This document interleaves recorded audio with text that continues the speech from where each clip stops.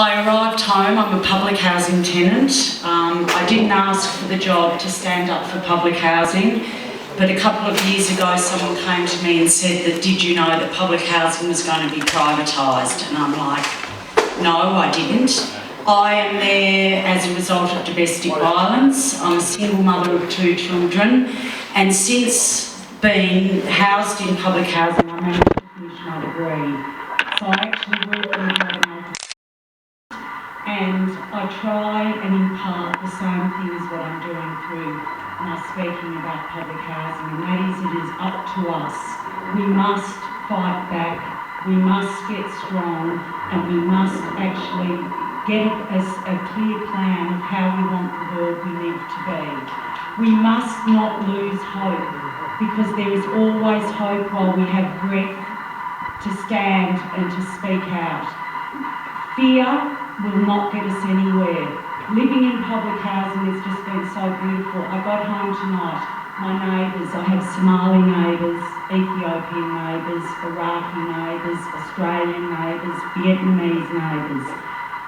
We arrived home, we've been at Victoria Market trying to get signatures to be able to nominate, which is another ridiculous situation now with the political system. You actually have to raise $1,000, you have to have 100 signatures. We got home and my Somali neighbours who were downstairs, the daughter, who I love dearly, she came and put her head through the window. And this is a family that came to Australia. The father had a degree in business, but his degree did not get transferred here, so he's had to start again through struggle. He managed to buy himself a cab. He now employs other African drivers. He drives the cab himself.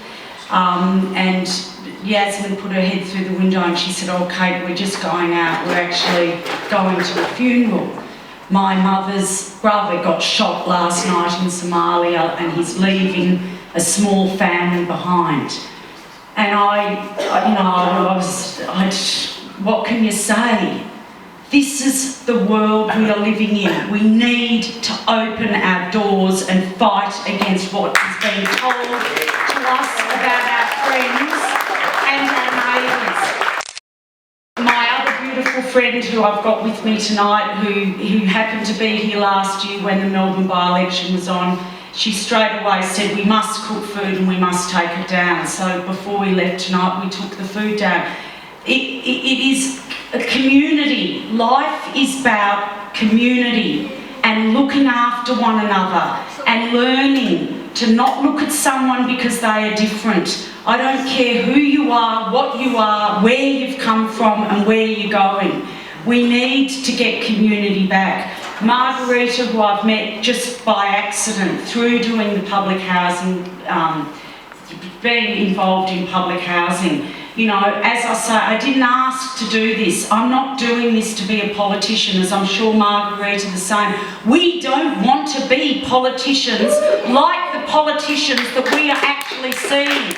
We just want everybody to be a part and to have a say in what sort of life we're going to live and what sort of world we're going to create for our children.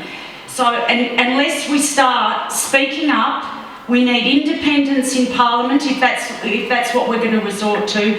For me as a public tenant, the only reason I'm doing what I'm doing, apart from the fact I believe in it so greatly, is because politicians, all they're going to listen to is what's going to buy them votes. So we need to get ourselves into a position where they are threatened and they are frightened and they need to start negotiating with real people who have got real ideas for change. We're the ones that are going to be saying, no, you can't. It's desperate measures. We have to become desperate, we have to get strong and be like these other politicians, but if we're going to get anything changed. But most importantly, what I say to young people, when a young boy this week said to me, you know, he'd severely self-harmed, you know, and I'm looking at him and we're doing, you know, it's a beautiful experience. I get to go in, I get to talk nutrition, and then I get to cook and share food at a table. You know, some of these young children, They've never had any family environment. They've never known what community is. This young boy had been self-harming for years, and I looked at him and I said, "Do you like yourself?" And he looked at me and he said, "No, but I don't want to talk about it." Now, why don't young people like themselves? Why are we getting to older ages and we're not liking ourselves? Because we've got nothing that supports and creates the love and kindness around us. So what do I say? What do I say when someone tells me they've nursed their best friend that's been stabbed by the other best friend and they've had to nurse them in their last breath? What do you say to someone? You say, "You are looked after, you are supported, and we are here to support you." And that is the simple message. It doesn't have to be complicated, it just has to be simple, and I think that's what we need to return to. We need to look after everyone. I share everything I've got, I don't want money, I buy my clothes in op shops, I look after my kids, I can make sure that they can go on school excursions, and that's the sort of the world I hope we can move towards, but not lose that sight, not get negative and say, "No, it's not possible." It is possible, but it takes effort. People need to help. People need to help Margarita. If she's doing something and she's asking for people to help, it's not about her as a person. I'm finding the same for me. It's about a beautiful experience that you actually get once you start helping and contributing and creating a situation in which you're all doing something together. The conversation that's shared, the personal experience, that's the sort of thing I hope that we can all learn to strive more towards. So I thank Margarita. I put my full support behind her. I'm very, it is a real honour having met her and being here tonight and seeing, the support that she's got. And just once again, vote for Margarita.